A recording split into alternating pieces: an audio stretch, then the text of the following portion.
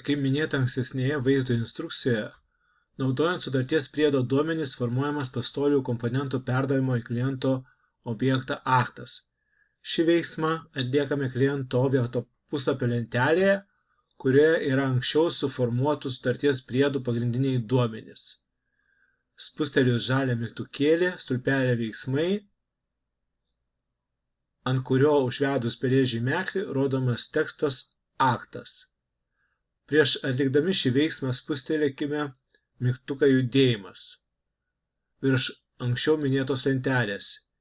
Spustelėjus turėtų atsidaryti puslapis, kuriame matytume pastolių komponentų pokyčius kliento objekte. Tačiau šiuo atveju spustelėjus mygtuką judėjimas šis puslapis neatsidarys, o raudoname fone pasirodys tik pranešimas. Į šį objektą elementų perdavimo nebuvo, dėl to judėjimo objekte puslapis neformuojamas. Taip pat, jei atidarysime akto sąrašo puslapį per kairiojo meniu skiltį aktai pastolių nuoma, matysime, kad šiame sąraše dar nėra nei vieno akto. Jei atidarysime pastolių komponentų sąrašo puslapį per kairiojo meniu skiltį prekės sandėlyje, matysime, kad šiame sąraše dar nėra nei vieno išnuomoto komponento, bet yra rezervuotų komponentų. Grįžtame į kliento objekto puslapį ir spaudžiame minėtą žalią mygtukėlį. Atsidaro perdavimo akto kūrimo puslapis. Šiame puslapyje matome, kad vienintelė vieta, nepažymėta pilkai, kurioje galime redaguoti duomenis, yra akto data.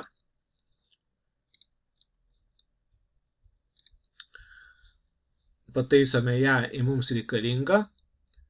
Kitus duomenys galima keisti tik redaguojant sutarties priedo duomenys. O jei matome, kad reikia pakeisti dar ką nors, pavyzdžiui, elementų kiekius, akto nekuriame, o grįžtame į sutarties priedo redagavimo puslapį ir pakeičiame reikiamus duomenys. Jei duomenys teisingi, pasirenkame akto datą ir paspaudžiame mygtuką formuoti perdavimo aktą.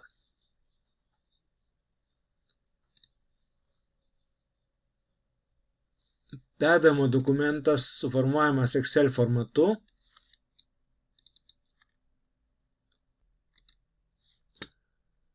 Paspaudus mygtuką judėjimas, atsidarys šio kliento objekto pastolių komponentų judėjimo puslapis, kuriame jau bus stulpelis su ką tik suformuoto perdavimo akto duomenimis.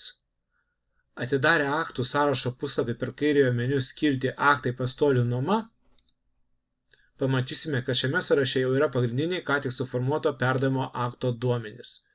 Atidarę pastolių komponentų sąrašo puslapį per kairiojo meniu skiltį prekės sandėlyje, pamatysime, kad šiame sąraše atsirado išnuomotų komponentų, o rezervacijos išnyko, nes jos buvo panaudotos rezervuotiems pastolių komponentams perduoti į kliento objektą.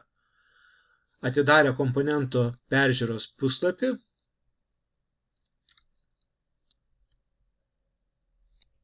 kurioje eilutėje matyti, kad tam tikras kiekis yra išnuomotas, pamatysime, kuriam kliento objektui šis kiekis buvo išnuomotas. Grįžtant į kliento objekto puslapį, sutarties priedų lentelėje matysime, kad sutarties priedo eilutės stulpelėje veiksmai liko tik mėlynas mygtukėlis, nes panaudojus šios sutarties priedo duomenys perdavimo aktui suformuoti, šios sutarties priedo duomenų negalima redaguoti ir negalima naudoti naujam perdavimo aktui suformuoti. Iš vieno pastolių komponentų nuomos sutarties priedo formuojamas vienas perdavimo aktas ir šių abiejų dokumentų numeris ir numerio priešdalis yra vienodi.